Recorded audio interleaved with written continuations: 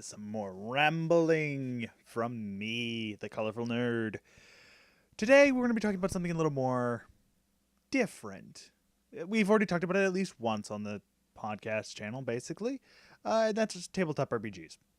I haven't really talked to them in too much detail. Talked about them a little bit, but not too much.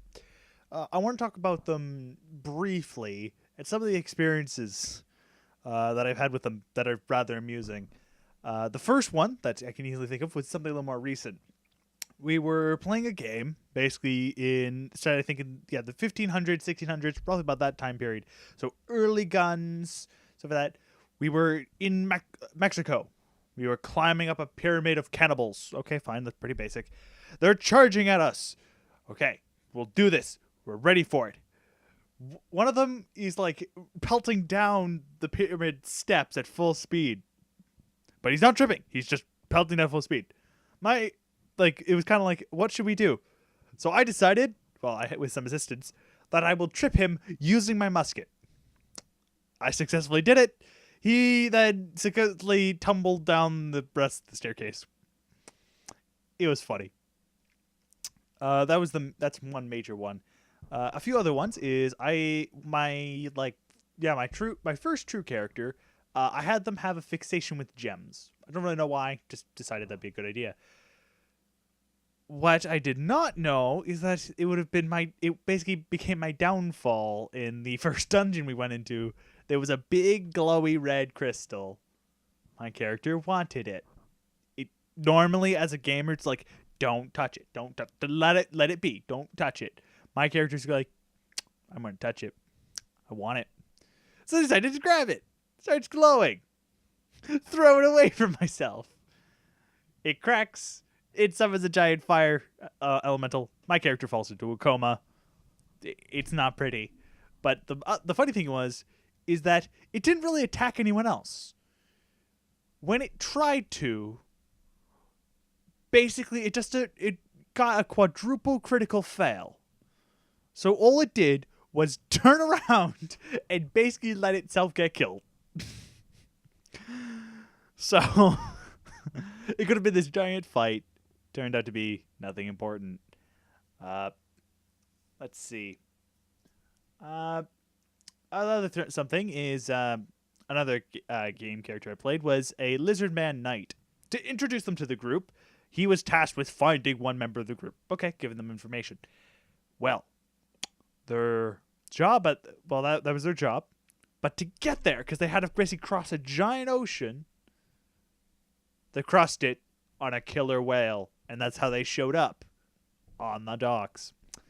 Something more recent that you may know is you probably know from me talking about it, but not nowhere near in depth. Basically, in one of my friend's campaigns, he decided to basically look up, basically check our favorite color so he can make like a character background for it. Okay, that's fairly nice. It's straightforward. It appears in the first episode of the podcast. Go look it up. It's on Aerodynamics channel. I won't be leaving a link in the description. If you want a link, I believe I have a link. Yeah, our Soul Link podcast, the Soul Link thing will be hopefully up. Well, actually, no, it wouldn't have been. I don't remember when. I don't know when this podcast is going up. It's going to go up either after or before the Soul Link. So if it's after the Soul Link, it'll be in the link in the description. If it's before the Soul Link, go look at Aerodynamic. He does some Darkest Dungeon stuff and some other things. Nevertheless, the podcasts are also there. He uploads them fairly regularly, so you'll see him from time to time. I'm in it, but he wanted a specific type of background, so he asked everyone about their favorite color. Now, this color for me, I'm playing a Firelock at the time, so I thought red like fire. That was taken. So instead, I decided to go clever. I said deep magenta. And it basically just kind of came into a joke. So I'm not really, at this point, I have no idea what the jokes basically become. But it's just kind of funny how, I just said deep magenta. And it kind of just went from there. Nevertheless, those are kind of experiences I've had. Now, I should probably talk about like styles of tabletop RPGs, but I've already gone over that. What I wanted to basically think is that tabletop RPGs don't need to be serious. I have seen and heard podcasts of stuff like that is blatantly serious. No, no, no, no. That's not the point. You can have serious games. That's very true. But the point is to be entertaining. Not for the people who are listening. Well, if it's a podcast, yeah, it's supposed to be entertaining for the people who's listening. But for the people playing, that's the whole point. The GM is basically meant to make sure that everyone plays within the universe properly. And if they don't, then your job is to punish them.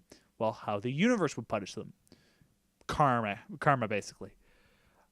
In other cases, I've seen so many great potential in many games that are really cool and really in depth. And then there's some that why is this so complicated? You can make this really easy. A lot of fan projects are like that. I want to kind of go over a few kind of mini fan projects that I've at least looked at once or twice. There is Pokemon Pens and Paper, I think that's what it's called. That one there is a Pokemon RPG that's fan-made. Well, it's very clearly fan-made. But it's very overly complicated. It's not incredibly you can learn it, but it is really complicated and doesn't need to be anywhere near complicated. Another one is a lot of the ones that use Pathfinder rules. Pathfinder itself is actually a fairly basic system. It's straightforward, nothing too bad. It's when people start making fan expansions for it that start getting to be a problem. Because a lot of the fan expansions add a lot of these weird rules that don't really benefit the game in any way. The only one I've seen actually really work is this sci-fi one that I found, which actually it looks very simple and very straightforward. It looks really cool. Though I think they have now an official one that's sci-fi and Pathfinder. Not really sure. Don't play that much Pathfinder. Meh. Nevertheless, it's kind of hard to dictate certain things within a group anyway. Most of the time you have differences of opinion and stuff like this. And it basically changes how one would look at it.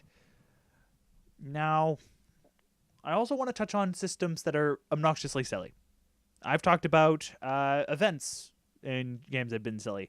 I've talked about basically game systems and why some are complicated, some aren't, yada, yada, yada. I do want to go over very quickly and very briefly some very silly game systems.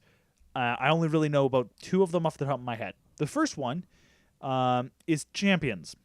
I don't remember the full title, but Champions is one of them. Is basically the way our group remembers it is roll 48 d6 times it by 0 plus 2. It is basically you roll so much dice that you basically could get a truckload and you might not have enough dice. So it's less of oh wow, this system is terrible, and more why do you need this much dice to do something so simple? It is an old system, so it does deserve some credit of silliness. Another one that's silly is the original Traveler. It's a Traveler, for people who do not know, is a sci-fi game. Well, it's a basic sci-fi game, nothing too special. Has some unique things in it, but nothing too special. However, in the original game, basically, there's basically survival and advancement. If you fail survival in the original, you're dead. Start new character. That's it. Flat. Done. Easy. Which is wait, what? You just start a new character, that's it? You're flat, you have to roll up another one? Yeah, that's basically it. So you end up with these, really unfinished characters because you just don't want them to die. So they're really, really pathetic. A lot of new version Traveler has 3 or 4 different versions at this point. Fix this issue so you don't have to worry about it. A lot of the things around it are different, stuff like that. And finally, I want to touch on online renditions of tabletop RPGs. There's a lot of them, actually. And some aren't actually online. Some of them are just simply games. The most famous example is actually Baldur's Gate. A lot of people like it. It's actually praised as one of the best games on the market, actually, that ever existed, basically. It's not the most popular game by any means, but it's a very, very good D&D game. It uses D&D 2 rules, so it's very, very hard because it's very picky. An easier one that was originally created to be an MMO was Neverwinter Nights, and then Neverwinter Nights 2 after it. Neverwinter Nights uses 3.0, and Neverwinter Nights 2 uses 3.5. So they're very, very similar. Another one that actually is another good example would be actually the two that are currently still active. I think the servers are still active, which is Dungeons & Dragons Online, which is, once again, fairly basic and straightforward. It's Dungeons & Dragons Online. And the final one is Neverwinter, which I think is actually a sequel to Neverwinter 2, but it's a free-to-play MMO, so fun stuff. I'll actually go see if it's around, and maybe if it is, I'll make a Let's See video on it, because apparently it's actually not that bad of a game, so I'll go take a look. Something about another one that I don't really know that much of. Actually, I don't really know any more other like tabletop RPGs that have really become games. But there are a few other ones that I know are hovering around the internet. You could probably go find them if you want to type on tabletop RPG and go look up names and maybe find one name and try and go look and see if it has like an online version. One of the two. That's usually how you would find it. I, however, am not looking for it. Now, I apologize this for being short. I just simply haven't uploaded to the podcast channel in probably, I think, about... At the time of recording, I think it's about a month. Probably by this time goes up, it'll be like 3-5 months. Yeah, no, it's not going to be that long. I'm sure it's going to be only about a month. If not, well, I apologize. Remember, I have a Twitter. The link will usually be in the description. I have a Patreon, but that link will never be in the podcast channel description because that's not the point of the podcast channel. Though I think it is actually in the description of a few of the videos. And finally, my main channel has plenty of different things that can go around to many people. A lot of them are different genre. Whenever I have guests, usually I try and keep it PG. I love how I'm talking about my channel, but still. I usually try and keep it PG most of the time. Light swearing, nothing too big. I can try and keep it free. It's a lot easier that way. It makes me feel better. Usually makes the viewers feel better. However, whenever I collaborate with someone, that's when basically we go from PG or G to 14A. That's usually because of the increased swear count, because a lot of the people I partner with, their channels, or if they don't have a channel, are often not kid-friendly, especially Aerodynamic. He's in the, basically, there's two types of YouTubers. I'm near one edge. He's at the complete other. He plays way too much things. The only thing I've done so far, which would violate my own terms when you think about it, really is Metal Gear Rising. The only reason why I did that was because it was a good game, and I decided I would do it. But I did not currently have the setup I currently do, where I can actually pick up my microphone fucking well. Here, there's my swearing. Boom, one swearing for the video. That's it. We're done. We're all happy.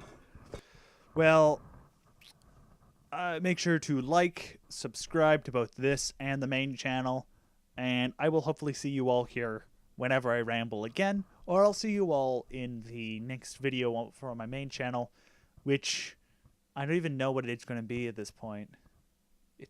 It'll probably be the Soul Link? No, it won't. It'll probably still be Mystery Dungeon. Alright, I'll see you all here next time. Bye.